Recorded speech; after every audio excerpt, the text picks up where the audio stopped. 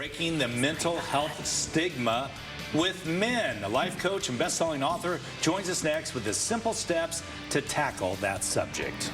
So stepping up to end the stigma among men and mental health. Right now, more than 6 million men in the U.S. face mental health issues, and every year, a lot of people not talking about it. So where do you start? Joining us to talk about his own journey and steps that you can take if you're having a tough time right now is life coach and best-selling author Rob Swimmer. Rob, thank you so much for joining us.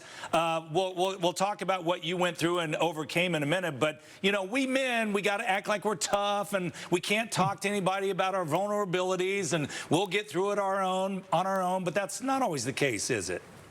No, it's not. And by the way, thank you so much for having me, Scott. Grateful to be here this morning.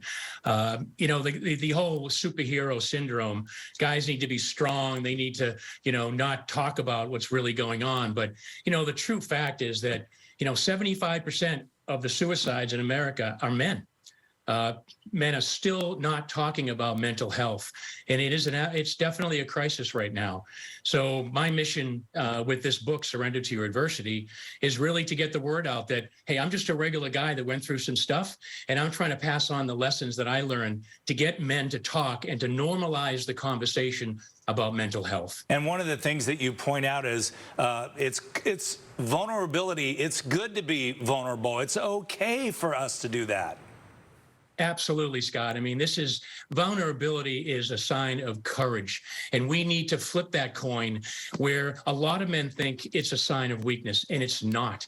We have to model for the people around us, our family, our kids, everybody that we come in contact with that we can influence in a good way. So if we start modeling for them and showing our vulnerability and being authentic about any struggle that we're having, it's going to have a massive impact on the world and mental health. Yeah, for sure. I'm reading that you went through depression, the death of your wife, substance abuse. It sounds like just about anything that would really tear a person down.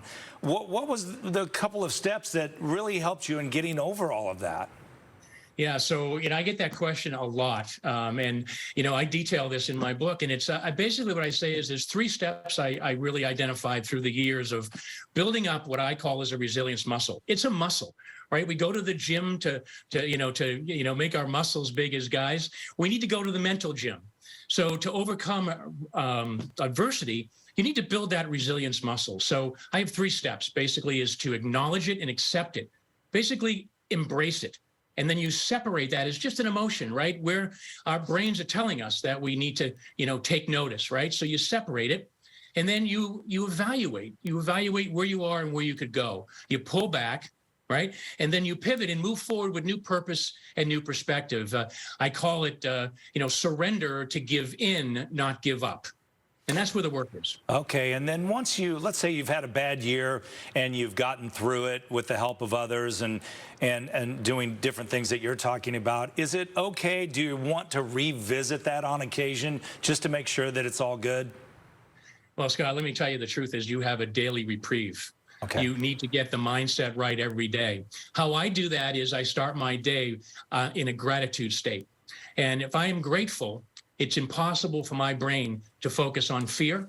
If I'm grateful, it's impossible for my brain to have any kind of anxiety or anger. Those 2 things can't exist. So if I level set my brain every day in a state of gratitude, I'm already on my way to better mental health. I love that. One more thing I wanted to ask you. You say try to live your life through the eyes of a dog. What do you mean by that? Yeah, so I say to live like a dog. If you take your dog on a walk right on the beach, the dog is with its master. It's running on the beach. It's looking at the waves, the wind, whatever it's trying, the ball. It's in the moment. So my whole thing is to live your life like a dog, be in the moment. And I was watching just a golf tournament last week, right? The winning putt on the 18th hole, and every single person had their camera up. They weren't living in the moment. They were taking a picture of that moment. So be present with yourself and live in the current moment. And that will get you on the right track. It's a top-down solution, Scott. So you've got to get your mindset right, and you've got to do it every day. It's a muscle just like going to the gym. Oh, I love that. I can't wait to read your book, Rob. But congratulations on everything that you've gotten through and writing this book. And hopefully it'll help. If just one man out there gets help, that's great. Yeah, exactly. That was my mission. And I'm giving away all the profits, Scott, just so you know, to mental health awareness. So I'm doing that I want to give back. I want to give more by telling my story. That has been a servant leadership principle for me. I just want to get it out there. And hopefully, like you said, if I help a few people, I'm going to be good.